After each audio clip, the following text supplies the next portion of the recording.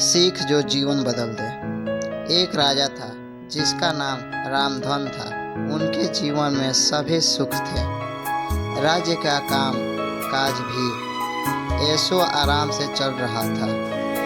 राजा ने नैतिक गुणों के कारण प्रजा भी बहुत प्रसन्न थी, और जिस राज्य में प्रजा खुश रहती है वहाँ की आर्थिक व्यवस्था भी दुरुस्त होती है। इस प्रकार हर क्षेत्र में राज्य का प्रवाह अच्छा था। इतने खुशियों के बाद भी राजा दुखी था, क्योंकि उसकी कोई संतान नहीं थी। यह गम राजा को अंदर ही अंदर सताता रहता था। प्रजा को भी इस बात का बहुत दुख था।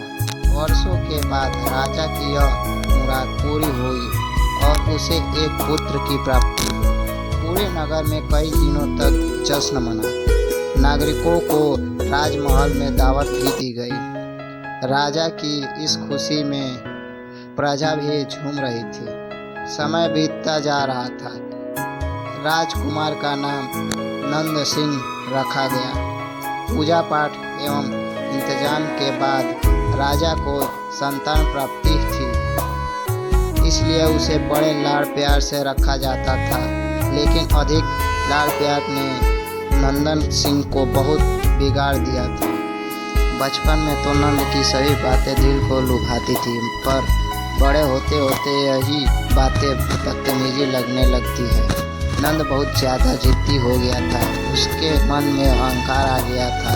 वो चाहता था कि प्रजा सदैव उसकी जय जयकार करके उसकी प्रशंसा करे। उसका बात ना सुनने पर वो कोलाहल मचा देता था। बेचारों सैनिकों को तो वो पैर की जूती ही समझता था। आए दिन उसका प्रकोप प्रजा पर उतरने लगा था। वो खुद को भगवान के समान पूजता देखना चाहता था। आयु तो बहुत कम थी, लेकिन अहंकार कई गुना बढ़ चुका था। नंद के इस व्यवहार से सभी बहुत दुखी थे। प्रजा आए दिन दरबार में नंद की शिकायत लेकर आती थी, जिसके कारण राजा का सिर लज्जा से झुक जाता था। यह एक गंभीर विषय बन चुका था। एक दिन राजा ने सभी खास दरबारियों एवं मंत्रियों की सभा बुलवाई और उनसे अपनी दिल की बात कही कि वे राजकुमार के इस व्यवहार से अत्यंत दुखी हैं। राजकुमार इस राज्य का भविष्य है। अगर उनका व्यवहार यही रहा तो राज्य की खुशहाली चंद दिनों में ही जाती रहेगी। दरबारी राजा को सांत्वना देते हैं और कहते हैं कि आप हिम्मत रखें, वरना प्रजा निसहाय हो जाएगी। मंत्री ने सुझाव दिया कि राजकुमार को एक उचित मार्गदर्शन एवं सामान्य जीवन के अनुभव की जरूरत है। आप उन्हें गुरु राधागुप्त के आश्रम भेज दीजिए। सुना है वहाँ से जानवर भी इंसान बनकर निकलता है। यह बात राजा को पसंद आई और उसने नंद को गुरुजी के आश्रम भेजा। अगले दिन राजा अपने पुत्र के साथ गुरुजी के आश्रम पहुँचे। राजा ने गुरु राधागुप्त के साथ अकेले में बात की और नंद के विषय में सारी बातें कही। गुरुजी ने राजा को आश्वस्त किया कि वे जब अपने पुत्र से मिलने तब उन्हें गर्व महसूस होगा। गुरुजी के ऐसे शब्द सुनकर राजा को शांति महसूस हुई और वे सहर्ष अपने पुत्र को आश्रम में छोड़कर राज्य महल लौट गए। अगले दिन सुबह गुरु के खास चेले द्वारा नंद को भिक्षा मांगकर खाने को कहा गया, जिसे सुनकर नंद ने साफ इनकार कर दिया। चेले ने उसे कह दिया कि अगर पेट भरना है तो भिक्षा मांगनी होगी और भिक्षा का समय शाम तक ही है, अन्यथा भूखा रहना पड़ेगा। नंद ने अपनी अकड़ में चेले की बात नहीं मानी और शाम होते होते उसे भूख लगने लगी, लेकिन उसे खाने को नहीं मिला। दूसरे दिन उसने भिक्षा मांगना शुरू किया। शुरुआत में उसके बोल के कारण उसे कोई भिक्षा नहीं देता था, लेकिन गुरुकुल में सभी के साथ बैठने पर उसे आधा पेट भोजन मिल जाता था। धीरे धीरे उसे मीठे बोल का महत्व समझ आने लगा।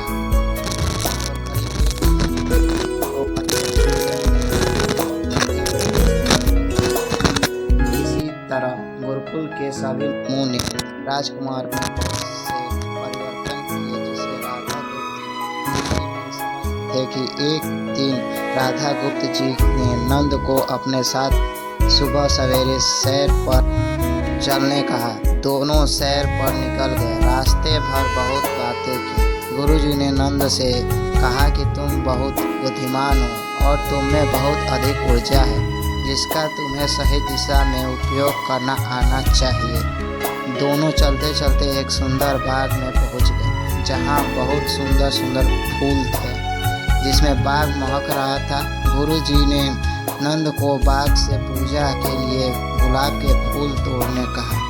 नंद झट से सुंदर सुंदर गुलाब तोड़ लिया और अपने गुरु के सामने रख दिए। अब गुरुजी ने उसे नीम के पत्ते तोड़कर लाने कहा। नंद वो भी ले आया। अब गुरुजी ने उसे एक गुलाब सूंघने दिया और कहा, बताओ कैसा लगा है। नंद ने गुलाब सूंघा और गुलाब की बहुत तारीफ की। फिर गुरुजी ने उसे नीम के पत्ते चखकर उसके बारे में कहने को कहा।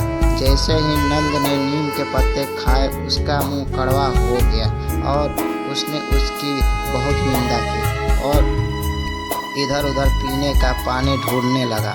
नंदन की यह दशा देख गुरुजी मुस्कुरा रहे थे। पानी पीने के बाद नंद को राहत मिली। फिर उसने गुरुजी से हंसने का कारण पूछा। तब गुरुजी ने उससे कहा कि जब तुमने गुलाब का फूल सूंघा तो तुम्हें उसकी सुगंध बहुत अच्छी लगी और तुमने उसकी तारीफ की, लेकिन जब तुमने नीम की पत्तियां खाई तो तुम्हें वो कड़वी लगी और तुमने उसे थूक दिया और उसकी निंदा भी की। गुरुजी से निंदा को समझाया, जिस प्रकार तुम्हें जो अच्छा लगता है तुम उसकी तारीफ करते हो, उसी प्रकार प्रजा भी जिसमें गुण होते हैं उसकी प्रशंसा करती है। अगर तुम उनके साथ दुर्व्यवहार करोगे और उनसे प्रशंसा की उम्मीद करोगे तो वे यहाँ कभी दिल से नहीं कर पाएंगे। इस प्रकार जहाँ गुण होते हैं वहाँ प्रशंसा होती है। नंदन को सभी बातें विस्तार से समझ आ जाती है और वो अपने महल लौट जाता है। नंद में बहुत परिवर्तन आता है और वो बाद में एक सफल राजा बनता है। कहानी की शिक्षा। गुरु की शिक्षा ने नंद का जीवन ही बदल दिया।